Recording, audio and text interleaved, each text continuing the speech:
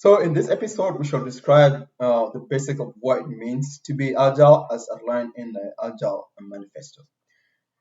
So, this foundation provides a product development team with the information needed to evaluate whether the team is following agile principle, as well as whether its action and behaviors are consistent with agile values. When you understand these values and principle, you'll be able to ask, is this agile?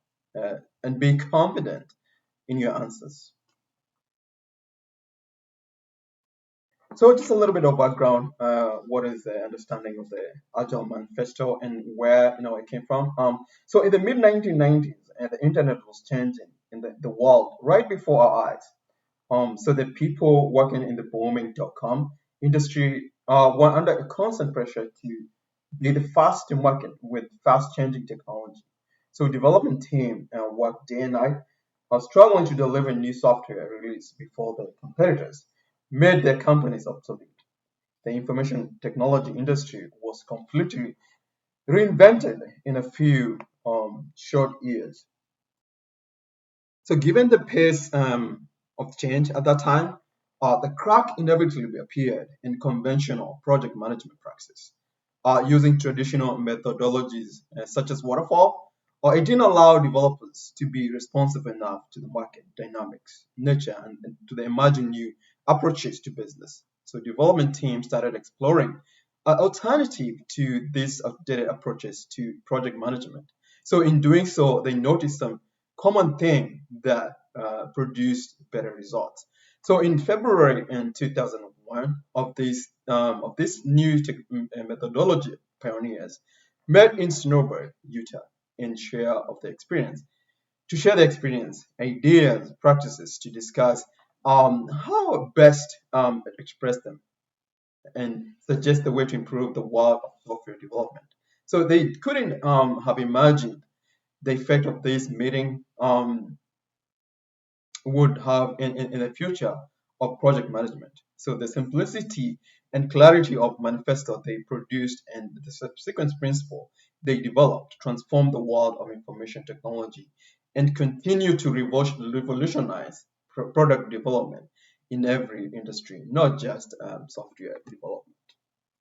So no one can deny that the Agile Manifesto is both concise and authoritative statements. So whereas traditional approaches emphasize on rigid a plan, avoid change, documenting everything, and encourage hierarchical based control.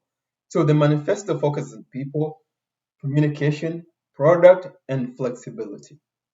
So the Agile Manifesto represent a big shift in focus in how products and only the item on the left, we understand the new paradigm of the manifesto signed by. So they found that they focus more attention on individual and interaction. Teams would be more effectively produce working software through a valuable customer collaboration and by responding well to change. In contrast, the traditional primary focus on process and tools often produces comprehensive or accept documentation to comply with the contract negotiation and follow an unchanging plan. So now you could say the creator of Agile Manifesto originally focused on software development because they work in the IT industry. However, Agile techniques have spread beyond software development and even outside computer-related industry products. So today, Agile approaches such as Scrum are disrupting biotech, manufacturing, aerospace engineering, marketing, building construction, finance, shipping, automotive industry, utility, and energy industry, with companies such as Apple, Microsoft, and Amazon leading the way. So let's just go on a high level. What are these for a Agile Manifesto? So today we're going to have to discuss the individual and interactions of a processing tool. So when you allow each person to contribute his or her unique value to a product, so the result can be powerful. So when this human interaction focuses on solving problems, a unified purpose can emerge. Moreover, the agreement come about through the process and the tool that are much simpler than the conventional ones.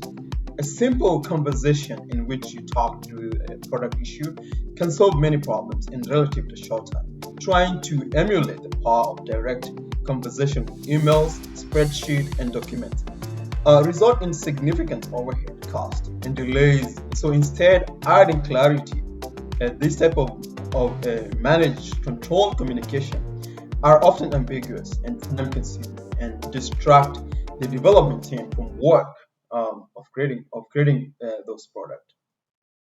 Discuss is working software over comprehensive documentation.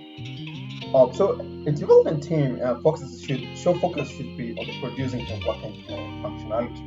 So with agile development, the only way to measure whether you are fully finished or finished with the agile development product requirement is to produce the working functionality associated with that requirement. For software products, working software means the software meets what we call the definition of done.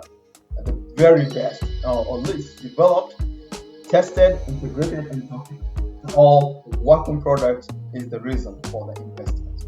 You said that you have 75% done in your project. So what would you happen if customer told you we ran out of money? Can we have 75% now? So on a traditional project, you wouldn't have any working software to give the customer. So 75% done tradition means you have only 75% in progress and 0% done. So with other product development, by using a definition of done, you would have working potential shippable functionality for 75% of the product requirement, the highest priority 75% of the requirement. Although agile approaches have roots in software development, you can use them for other types of products. This second agile value can be easily read working functionality of a comprehensive documentation. So tasks that distract from producing a valuable functionality that must be evaluated to see whether they support or undermine the job creation of working products. So with agile product development, so barely sufficient is positive description, meaning that a task, document, meeting, or almost everything created includes only what is needed to achieve the goal.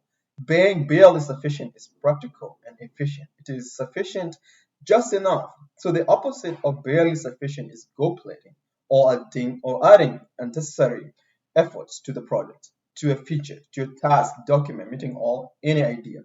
So all the development requires some documentation. With agile product development, documentation are useful only they support development and barely sufficient to solve the design, delivery, and deployment of working product in the most direct, unceremonious way.